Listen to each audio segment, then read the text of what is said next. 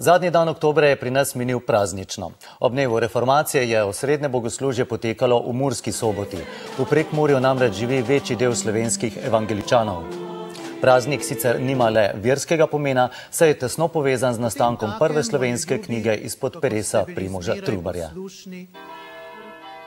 Evangeličanska cerkev Augsburške veroizpovedi na Slovenskem ima 13 cerkvenih občin s približno 18.000 verniki, največ v Prekmurju. V času protestantizma je ta pokrajina dobila prve šole, prvo pisano in tiskano besedo. To potrebo je začutil že dokaj zgodaj Franz Temlin, ki je nemške pietiste navdušil, da so izdali in natisnili male katekizme Martina Lutra, ki ga tudi sam prevedel. Najpomembnejše delo je novi zakon Števana Kuzmiča, ki je tudi temeljno delo prekmurskega knjižnega jezika. Ta se v evangeličanski cerkvi še uporablja. V sicer slovenski agendi ali cerkvenem redu, ki so ga izdali letos, tako nekaj prekmurščine vendarle ostaja. Dejstvo je, da je evangeličanska cerkev v Sloveniji najbolj razširjena v Prekmurju in seveda tu ni šlo drugače, da so torej tako veroizpoved kot Oče naš in 10 božjih zapovedi zapisane tudi v našem lepem prekmurskem jeziku. Sicer pa so o Trubarju na novo spregovorili tudi zgodovinarji. Trubar je bil doslej prikazan mogoče takole enostransko, bolj kot literat oziroma prevajalec, spreditelj knjig, ampak tudi druge komponente so bile zelo pomembne. Tudi kot teologa, misleca in ne nazadnje tudi državnika ga bomo morali še tudi vnaprej mnogo resneje obravnavati. Agenda pa, delo zaradi katerega je moral Trubar nekoč zapustiti Slovenijo, danes nosi drugačno sporočilo. Da nikoli nobenemu Slovencu zaradi svoje vere, političnega prepričanja, svetovnega nazora ne bo potrebno iti v tujino.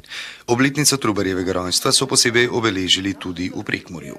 V Murski Soboti in Lendavi so odkrili doprsna kipa, v Soboškem gradu pa odprli razstavo njegovih upodobitev. Trubar je svoje zamisli večinoma črpal iz naukov, ki so prihajali iz nemških dežel. Njihov oče je bil menih in teolog Martin Luther. Ta je prav na današnji dan pred skoraj 500 leti na cerkvena vrata nabil svoje znane teze. Začetnik reformacije je bil nemški duhovnik Martin Luther. Leta 1517 je v nemškem mestu Wittenberg v svojih znamenitih 95 tezah zahteval temeljite reforme v cerkvi, pri tem pa posebno ostro kritiko namenil tedaj razširjeni prodaji odpustkov. Začetku reformacije, ki je pomenil razkol v cerkvi in nastanek evangeličanske verske skupnosti, je sledila hitra širitev protestantizma tudi v slovenske dežele. Prvi protestantski skupnosti pri nas sta izpričani že leta 1528 v Slovengradcu in Gornji Radgoni, leto dni pozneje pa tudi v Ljubljani.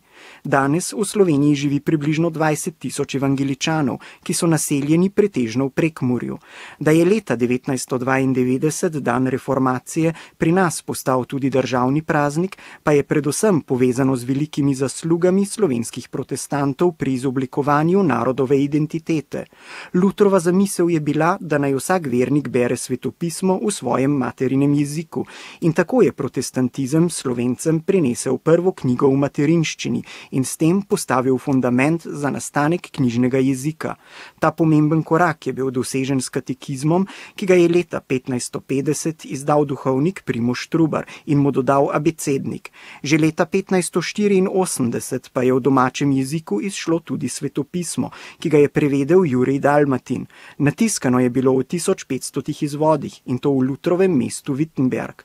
Poleg tega, da so Slovenci tako kot prvi slovanski narod dobili Biblijo v svojem jeziku, gre zahvala protestantom tudi za še okoli 50 knjig, od katerih je dobro polovico napisal samo Trubar.